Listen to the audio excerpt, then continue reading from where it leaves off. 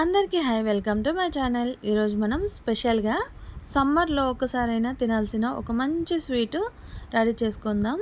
ఎలా తయారు చేయాలో చూసేద్దాం. చాలా ఈజీగా తయారు చేసుకోవచ్చు. దీనికోసం మనం ఒక గుమ్మడికాయ తీసుకోవాలి. ఇందుకోసం నేను ఒక ఫ్రెష్గా ఉన్న గుమ్మడికాయ తీసుకొని ఈ విధంగా కట్ చేసుకున్న తర్వాత అందులో ఉన్న సీడ్స్ అన్నీ కూడా తీసి పక్కకు పెట్టుకోవచ్చు. గుమ్మడికాయ పైన ఉన్న మందంగా ఉండే లేయర్ అంతా కూడా చాక్తో కట్ చేసి ఈ విధంగా ముక్కలుగా కట్ చేసి పక్కన పెట్టేసుకోవాలి.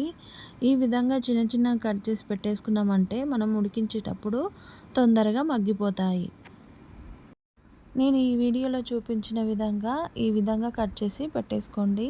అస్సలు మందంగా ఉండే పార్ట్నంతా కూడా తీసేసేయండి. ఒక్కసారైనా సమ్మర్లో తినాలని చెప్తుంటారు అమ్మమ్మ, నానమ్మలు. ఎక్కువగా తయారు చేసే ఈ రెసిపీ అందరు కూడా రెడీ చేసుకొని తినండి. ఏ విధంగా ఉందో కామెంట్ సెక్షన్లో కామెంట్ చేయండి. అందరూ కూడా ఇష్టంగా తినే స్వీట్ రెసిపీ అని చెప్పొచ్చు. ఈజీగా తయారు చేసుకోవచ్చు.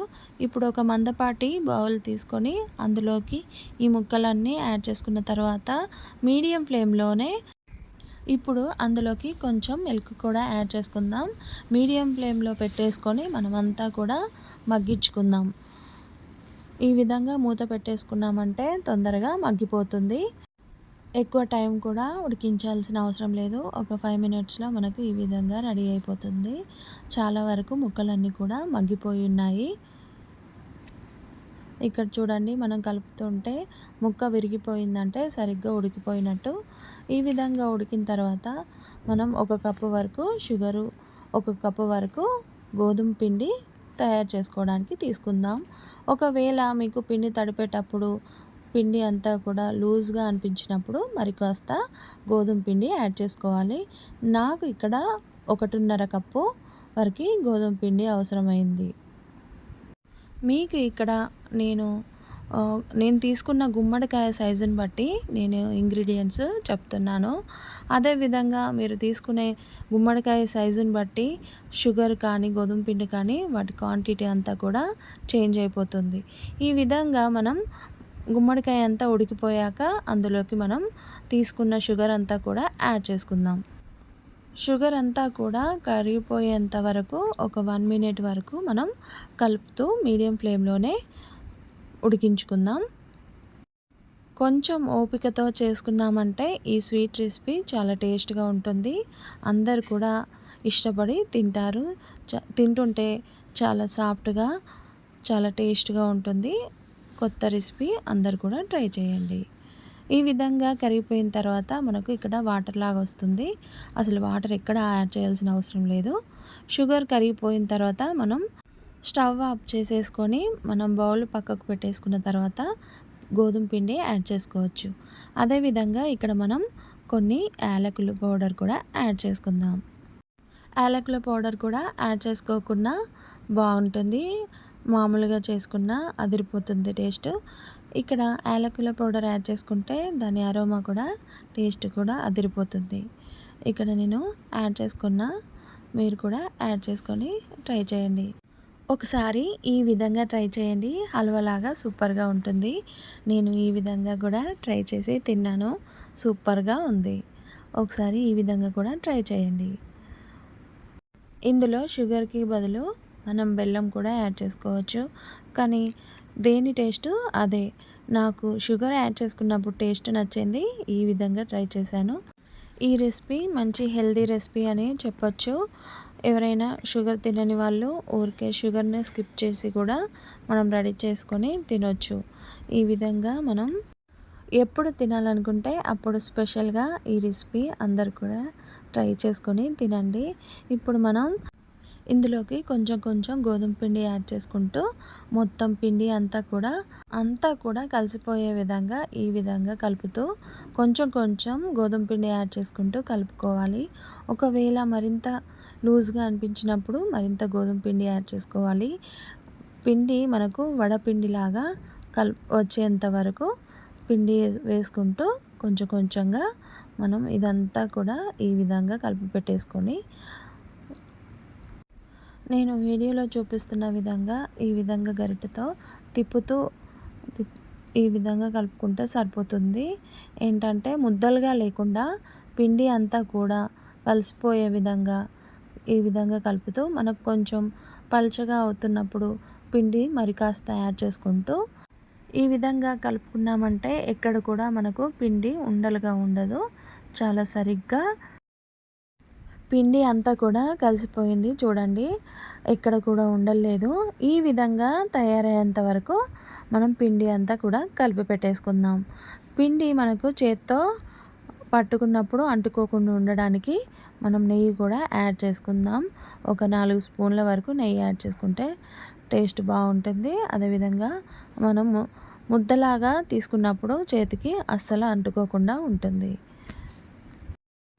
పిండిని కలిపేటప్పుడు ఈ జాగ్రత్తలు పాటించినట్టయితే చాలా చాలా టేస్ట్‌గా ఉంటాయి ఈ రెసిపీ.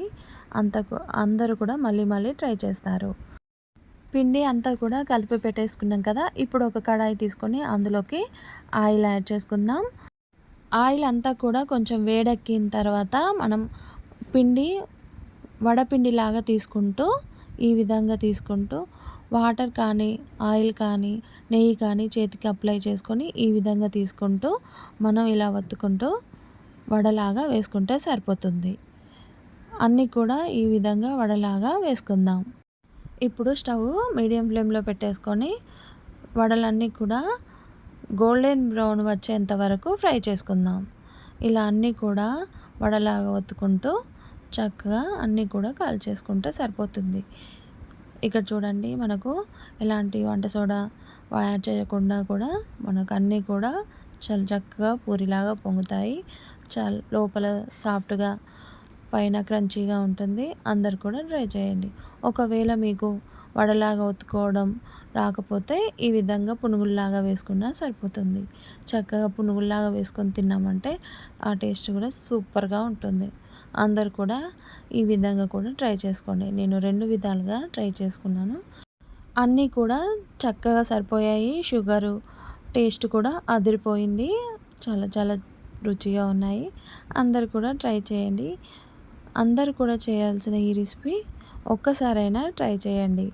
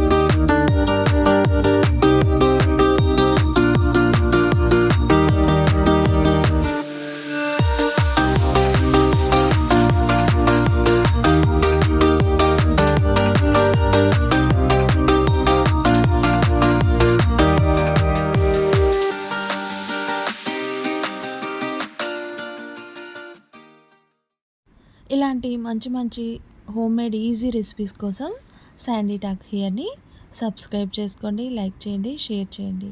Thank you everyone.